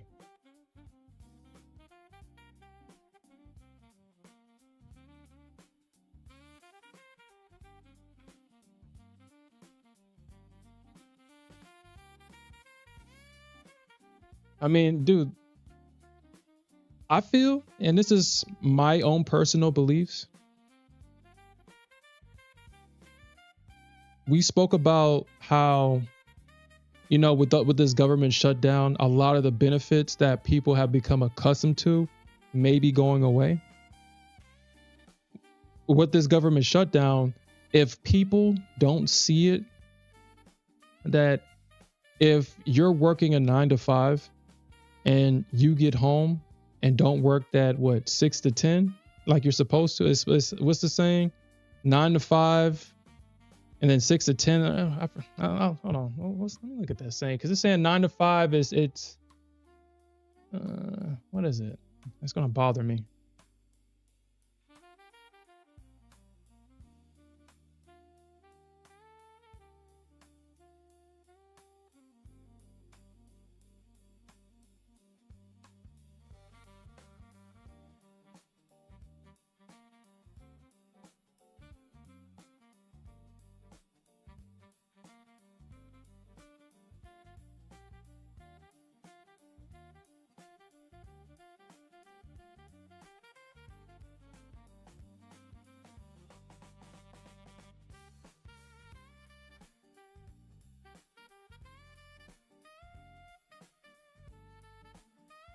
Yeah, so I mean, I saw a saying, but for whatever reason, I can't find it. So it was like the 9 to 5 is to pay the bills, the 6 to 10 is to build the dream. With this government shutdown, a lot of federal employees, thank God I'm not one of them, but having that 6 to 10, building extra sources of income during times like this where you're not getting paid. A lot of people is feeling it. Like, I mean, with me personally, I can understand it because some people, Even though it is the year 2025, you have little kids, like literally 15, 18, whatever influencers making 10 to millions of dollars per month, leveraging the internet. Even though that is a reality, people from our generation or from my generation, like early millennials, where we had to come up without the internet and we had to integrate the internet into our lives, we're still running on that old software where we have to go physically into work. I had to break that code. When I first started working, so when it was offered before COVID, I had the option of either working from home a few days, but then we had to come into work because they paid like millions of dollars for the office because they made it all cute and shit. So they wanted it to use it. So, because I mean, we could have done everything at home, but they wanted us to go into the office a couple of days. That's fine. I mean, they had a big wide screen TV, the panels that just fills the whole wall, and we can just watch TV while we work. It was awesome. It was a great working environment. But I did not take any day. I came in the office every day because that's what I was used to. That was normal for me. Working from home was so abnormal because I came up. It was, if you're not out there working physically, then you're not working. But this new generation, it's like, dude, nobody wants to leave the house. It's, if they can find something at home, that's good enough. And a lot of people still operate on that old code, where it's, my job is enough. I don't need to find something else that brings in extra income. I'm going to rely on my employer to do that for me. And a lot of people now is unfortunately feeling that. My biggest concern, that's why I try to find as many income sources as possible, because I mean, I got a nest egg. Well, I'm not going to sit here and say I'm a bajillionaire or nothing, but I mean, I got a couple of months in reserves. I want to keep building on that.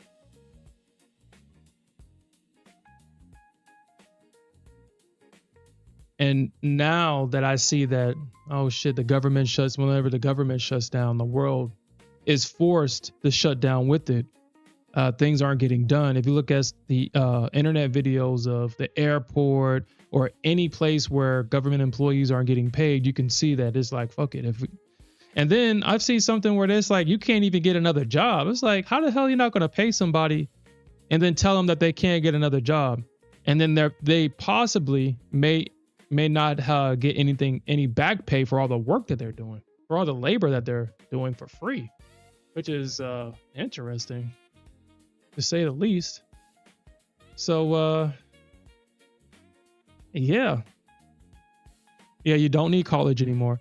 When we were coming up, Santiago, that's a very good point. When we were coming up, if you didn't have a college degree, you might as well just hang it up. You might as well hung it up, because you was not going to get anything legal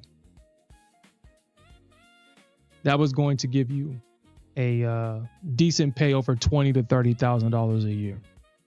It was unheard of. A lot of these big companies required that bachelor's degree at a minimum. So you had no choice. Nowadays, it's having a college degree it'll probably actually get you overlooked for employment nowadays. Yeah. And Santiago, I see that, and then we'll talk about it. And kind of go over what you said, Investor Z. That's exactly right. I mean, the tech billionaires are saying that it's going to get to a point to where, and even South Park did an episode about it, if anybody watched it, where there was like the plumbers, the handyman. We're going, like, as life is making a full circle where trademen are making the money. It's crazy how life does that. We have all this technological advances, and now life is circled back to being a carpenter, being an electrician, being a plumber, being a builder is what's going to be the next generation of millionaires, which is crazy how that works. This life is a circle. Santiago posted this in the Discord. This is the video that Santiago's the $10,000 rule by Mark Douglas. I'll post this in the chat. Y'all guys want to watch that?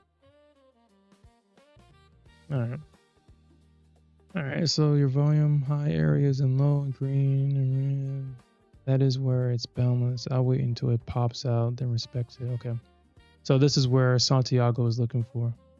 He's looking for a breakout above this level, or a breakdown underneath this level for a long. Shit, we could see a bounce right here. I'm gonna get into the sim though. I mean, I'm not gonna take this trade. This is a sim trade, so it's risky. It's definitely a risky trade for sure. But I'm gonna take this trade. I'm gonna take it. Why not? Why not? It is a risky trade though.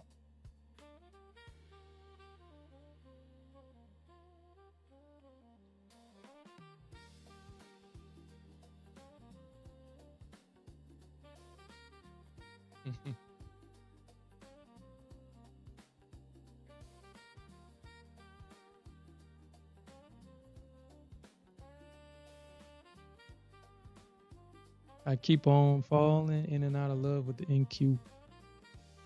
Sometimes the NQ makes me blue.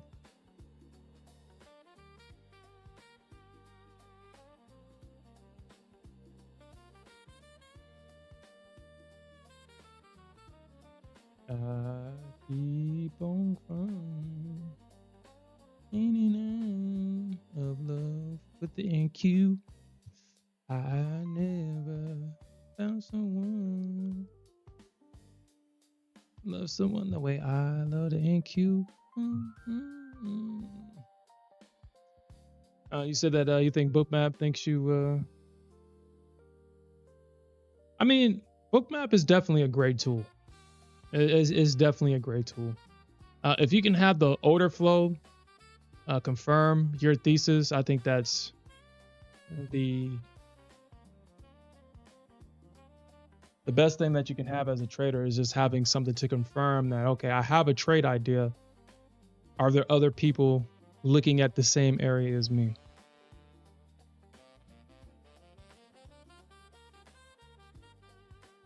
I doubt that. 104. Now, like I said, this is a risky trade right here. Honestly, I would kind of get in at the orb low.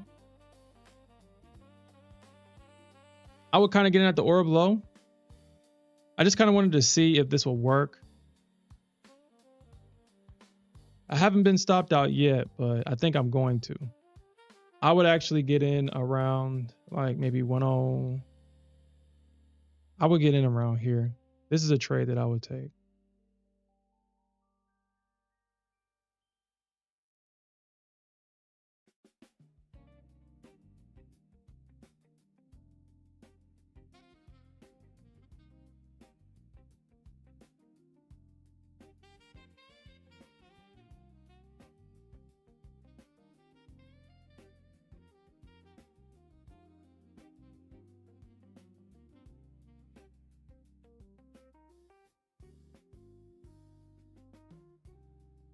Yeah, spoofing is definitely a big deal. And Investor Z says NQ did not take out that opening 5-minute candle.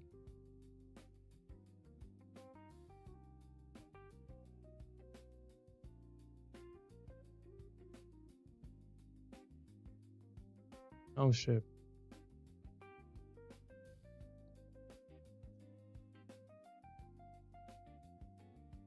Okay.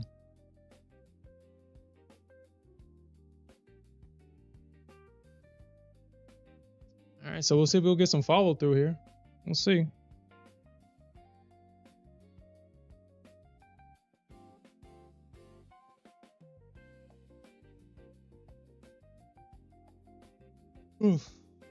Let's see if we'll get some follow through.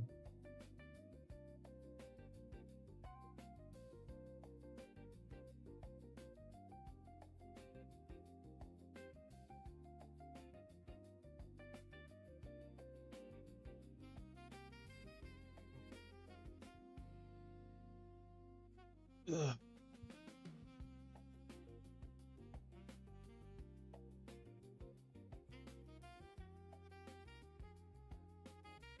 Mm. Mm.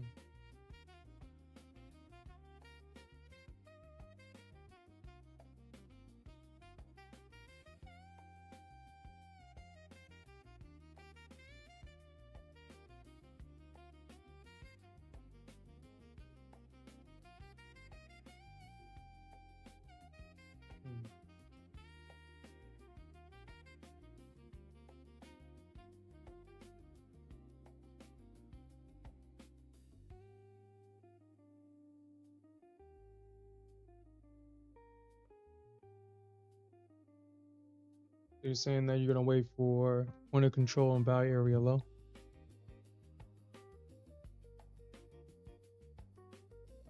You're in this short, Cave Trader?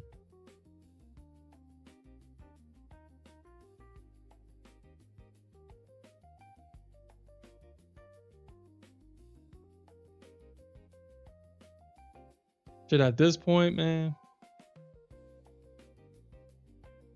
Mm.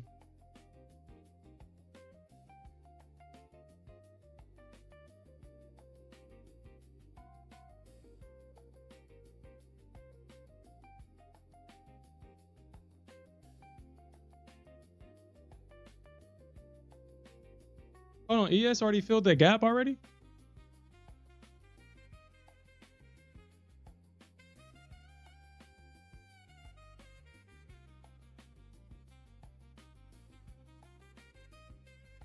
I'll be on for 3 more minutes. I didn't know it was 10:30.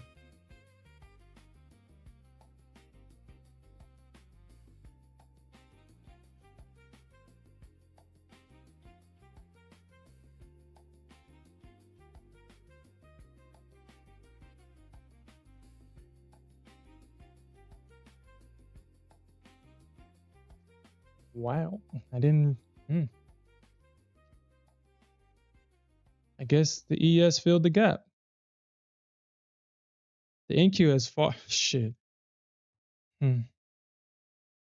The ES did not fill the. Or the Nasdaq did not even come close to the gap. I'm thinking that we'll see what happens. We'll see what happens. If Trump comes out with a tweet today, it's going to fill that gap. If he comes out with a tweet.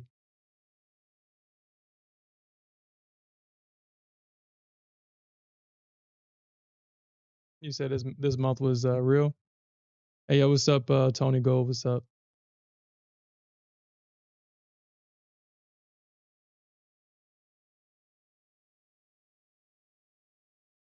Yep. That's exactly right.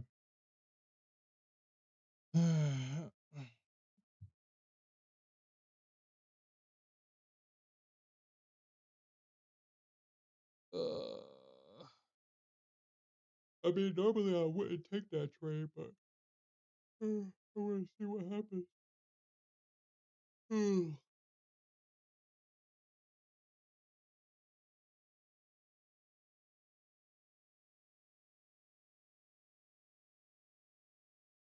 Gold is, I mean, Nasdaq and gold is both doing the same thing right now.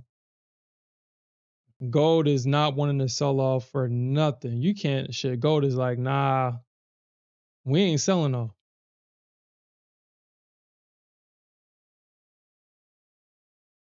Can't get her to sell off for nothing.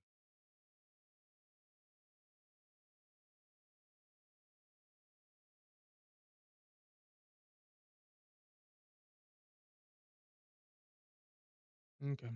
But all right, guys, that's it for me this week. We definitely had a lot of good trades this week. We made a lot of money.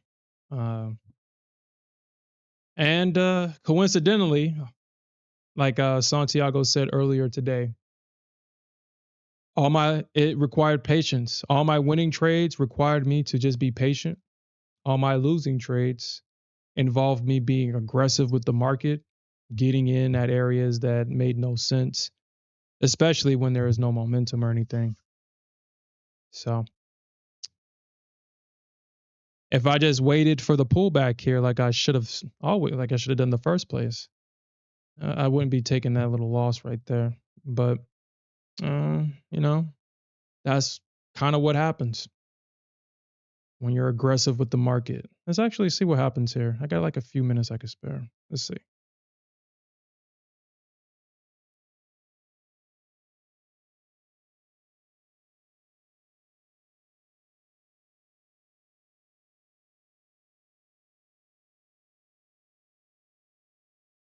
Yeah, they definitely are, especially in this game, especially when the market is chopping and